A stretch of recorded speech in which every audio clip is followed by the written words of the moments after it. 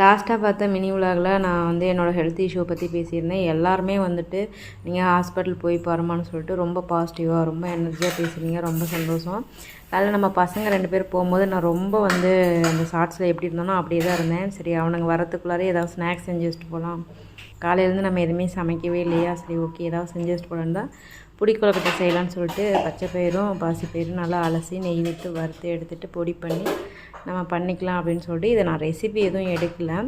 So வேணும் அப்படின்னா நான் அதை அப்படியே ஷேர் பண்ணுறேன். நீங்கள் அந்த குவான்டிட்டியில் பண்ணால் நான் 1 கப் எடுத்துக்கிட்டேன். எங்கள் வீட்டில் எத்தனை பேர் இருக்குமோ அதுக்கு தகுந்த மாதிரி 1 கப் பாசிப்பருப்பு 1 கப் பச்சரிசி எடுத்துகிட்டு நல்லா வாஷ் பண்ணிவிட்டு அதை நல்லா ட்ரையாக வடிச்சிட்டு அப்படியே வச்சு வடசட்டில் வச்சு 1 ஸ்பூன் நெய் விட்டு நல்லா பொரித்து வறுத்து எடுத்துகிட்டு அதுக்கப்புறம் மிக்ஸி ஜாரில் போட்டு நல்லா அரைச்சிக்கலாம். ஒரு ரவை பதத்துக்கு அரைச்சிட்டு இருக்கும் போதே நிரு ஃபோன் பண்ணிட்டான், அம்மா நான் கிளம்பிட்டேன் வாங்கன்ட்டு.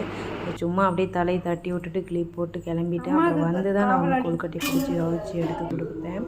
ரக்ஸும் நிரு சாப்பிட்டு பார்த்துட்டு ரொம்ப டேஸ்ட்டாக இருந்துச்சுமா அப்படின்னாங்க. இதோட ரெசிபி ஃபுல்லாக வேணும்னா நான் நெக்ஸ்ட் டைம் ஷேர் பண்ணுறேன்.